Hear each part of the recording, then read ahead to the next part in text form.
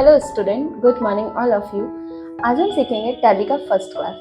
हम सीखेंगे इसमें कंपनी कैसे क्रिएट करते हैं टैली में। तो सबसे पहले टैली को ओपन करते हैं। तो यहाँ टैली का आइकन है, तो आइकन को डबल क्लिक करके देन टैली का सॉफ्टवेयर को हम लोग ओपन कर लेंगे। तो ये हमारा टैली ओपन हो गया। तो इसमें क्या है, सबसे पहले ये फर्स्ट पेज में शो कर रहा है ये लाइसेंस। तो हम लोग अभी कंटिन्यू करते हैं एजुकेशन मोड पे। और ये जो 3 लाइसेंस है ये एक्टिव नहीं होता है। क्यों एक्टिव नहीं होता है? क्योंकि हम लोग को ये यूज करने के लिए लाइसेंस चाहिए। तो हम लोग अभी फिलहाल कंटिन्यू इन एजुकेशन मोड पे करेंगे। तो जैसा कि आप देख रहे हैं यहाँ पे मेरे नाम का एक कंपनी बना हुआ है पहले से। तो हम लोग जितना भी टैली में एंट्री करते हैं वो हम लोग एक कंपनी के अंदर करते हैं। तो कंपनी के अंदर कैसे? तो सबसे पहले हम कंपनी को क्रिएट करते हैं। तो कंपनी क्रिएट करने के लिए हम लोग फंक्शन के साथ F3 प्रेस करते हैं। देन यहाँ पे क्रिएट कंपनी का ऑप्शन मिलता है। अगर सेकेंड ऑप्शन की बात करें तो हम लोग अल्ट के से भी कंपनी क्रिएट कर सकते हैं। यहाँ पे क्रिएट का ऑप्शन शो कर रहा है, तो फिर से बैक आके अल्ट के करेंगे, देन यहाँ से क्रिएट के ऑप्शन पे जाने के बाद यहाँ सबसे पहले कंपनी का नेम पूछा है। तो सबसे पहले कंपनी का नेम में डाल दिए, जैसे कि राम प्राइवेट लिमिटेड। तो राम प्राइवेट लिमिटेड लेने के बाद हम मेलिंग नेम में सेम एड्रेस रहने देंगे और एड्रेस पे लालपुर लिख लिए। लालपुर लेने के बाद अगर यहाँ पे मेरे पास स्पेसिफिक अगर स्टेट है तो हम यहाँ स्टेट पे झारखंड डाल दिए। हम यहाँ कोई भी स्टेट को सिलेक्ट कर सकते हैं। अब यहाँ पे पिन कोड, तो पिन कोड में भी हम कोई भी एक पिन कोड नंबर डाल दिए। यहाँ पे टेलीफोन नंबर वगैरह, मोबाइल नंबर वगैरह मांग रहा है। तो जो भी ऑप्शन आपको फुलफिल लग रहा है कि हमें करना चाहिए तो डेट्स आप कर सकते हो। नेक्स्ट एंटर प्रेस करके यहाँ पे एक्सेप्ट करने के लिए हम लोग कंट्रोल A को भी यूज करते हैं, या फिर बस Y को भी प्रेस करेंगे तो एक्सेप्ट हो जाएगा। और अगर एंटर भी सिर्फ प्रेस करेंगे तो एक्सेप्ट हो जाएगा। एक्सेप्ट होने के बाद ये हमारा यहाँ पे शो कर रहा है कंपनी क्रिएटेड सक्सेसफुल। तो कंपनी क्रिएटेड सक्सेसफुल का क्या मतलब है? यहाँ पे जब हम कंपनी क्रिएट करते हैं तो उसके बाद हम लोग का एक कॉन्फ़िगरेशन टेबल ओपन होता है, जिसमें कि हमारा शो करता है कि हम कोई भी फीचर्स को यस या नो करने के बाद अगर ये फीचर्स नो है तो हमारा हाफ ऑप्शन शो नहीं करता है। देन यहाँ से हम सारे ऑप्शन को यस करेंगे। यहाँ पे फर्स्ट ऑप्शन मेंटेन अकाउंट है, जिसको हम यस करेंगे और बाकी सारे ऑप्शन को नो।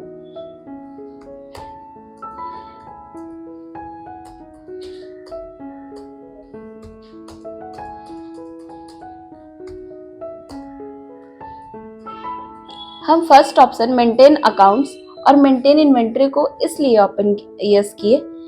अगर हम इसको एक्सेप्ट कर लिए और देन यहाँ क्रिएट पे गए तो यहाँ पे मेरे पास ऑप्शन दिख रहा है अकाउंटिंग मास्टर्स का और इन्वेंट्री मास्टर्स का। अगर हम ऑप्शन को नो कर देते तो ये इन्वेंट्री मास्टर और अकाउंटिंग मास्टर शो नहीं करता। तो वापस से बैक गए। अगर फिर से हमको कॉन्फ़िगरेशन टेबल को ओपन करना है तो फंक्शन के साथ F11 प्रेस करके देन हमारा जो कंपनी का नेम है हम उसको एंटर करके फिर से कॉन्फ़िगरेशन टेबल में चेंजेस कर सकते हैं। तो जैसा कि हम बताना चाह रहे हैं कि ये कॉन्फ़िगरेशन टेबल होता क्या है। तो ये कॉन्फ़िगरेशन टेबल हम एक कंटेंट वाइज इसको ओपन करते हैं कि हमको किस टाइप का कंटेंट चाहिए टैली में एंट्री करने के लिए। तो हम उस अकॉर्डिंग यहाँ ऑप्शन को यस या नो करते हैं। अगर सपोज मेरे पास अगर कोई बिल है, बिल होने के बाद कि हमको वो बिल नंबर डालना है या फिर रेफरेंस नंबर डालना है, तो उस टाइम में हम इनेबल बिल वाइज बिल को यस करते हैं। देन कॉस्ट सेंटर क्या है? कॉस्ट सेंटर अगर कोई पार्टिकुलर प्रोडक्ट है, पार्टिकुलर प्रोडक्ट को हमको अलग अलग डिफरेंट प्लेस पे अगर हम उसको डिफाइन करते हैं तो हम कॉस्ट सेंटर का यूज करते हैं। तो इस टाइप से हम सारे ऑप्शन को यस करते हैं और नो करते हैं। अगर जीएसटी का काम है तो यहाँ पे मेरा जीएसटी ऑप्शन है, हम यहाँ जीएसटी पे यस करेंगे। तो अगर जीएसटी पे यस करने के बाद करते हैं तो ये जीएसटी का जितना भी इंफॉर्मेशन है वो हमको यहाँ ऑप्शन में फिल करना होता है। ठीक है, तो अभी यस नहीं करना है, डायरेक्ट नो करके एक्सेप्ट कर लेना। एक्सेप्ट करने के लिए हम लोग कंट्रोल A का भी प्रेस करते हैं एंड देन हम लोग एंटर भी कर सकते हैं। देन Y प्रेस करेंगे तो भी एक्सेप्ट हो जाएगा। नेक्स्ट आप देख रहे हैं कि यहाँ मेरा कंपनी क्रिएट हो चुका है राम प्राइवेट लिमिटेड। तो अब हम लोग कंपनी क्रिएट कर ली है तो हमको कंपनी शट डाउन भी करना होता है, क्योंकि अगर हम कंपनी शट डाउन नहीं करेंगे तो अगर एक से ज्यादा कंपनी है मेरे पास तो हम कंपनी को, जैसे कि अगर हम कंपनी ओपन किए हैं, इस कंपनी को शट डाउन करने के बाद हमको दूसरे कंपनी को ओपन करना है, तो हम वो कैसे करेंगे? तो इस कंपनी को शट डाउन करने के लिए हम लोग Alt K करेंगे। Alt K करने के बाद यहाँ मेरे पास शट का ऑप्शन आ रहा है, तो शट के लिए आप देख सकते हैं, शट के लिए शॉर्टकट है Ctrl F3, तो हमें यहाँ शट डाउन कर दिए। शट डाउन करने के बाद ये हमसे पूछा शट डाउन किस कंपनी को, तो अभी तो मेरा फिलहाल राम एंड प्राइवेट कंपनी है, तो हम यहाँ राम एंड प्राइवेट लिमिटेड को एंटर किए, तो ये कंपनी मेरा शट डाउन हो गया। शट डाउन होने के बाद अगर वापस से हमको प्रीवियस कंपनी को ओपन करना है तो हम यहाँ से Alt K करेंगे। Alt K करने के बाद सिलेक्ट पे जाएंगे, देन सिलेक्ट पे जाने के बाद यहाँ पे मेरा कंपनी शो कर जाएगा, तो हम यहाँ पे सर्च भी कर सकते हैं। जैसे मेरा राम प्राइवेट लिमिटेड था तो राम प्राइवेट लिमिटेड ओपन हो गया। अब अगर हम डिलीट करना चाहते हैं कंपनी को तो डिलीट कैसे करेंगे? डिलीट करने के लिए Alt K फिर से प्रेस करेंगे, देन यहाँ पे अल्टर पे जाएंगे। अल्टर पे जाने के बाद राम एंड प्राइवेट लिमिटेड को सिलेक्ट किए, देन यहाँ से Alt D करने के बाद हम Y को प्रेस करेंगे। Y प्रेस करने से यस हो जाएगा। ये 2 बार सिक्योरिटी मांगेगा, देन हमारा कंपनी डिलीट हो जाएगा।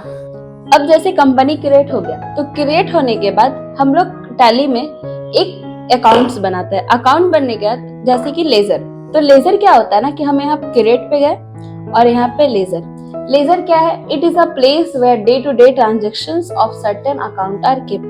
जो भी हम लोग सामान को परचेज करते हैं तो सबसे पहले हम आइटम का लेजर बनाते हैं। तो जैसे हम लोग कैपिटल, अगर हम लोग बिजनेस स्टार्ट कर रहे हैं तो हम लोग एक कैपिटल अकाउंट बनाएंगे। कैपिटल अकाउंट जैसे कि ये ग्रुप है।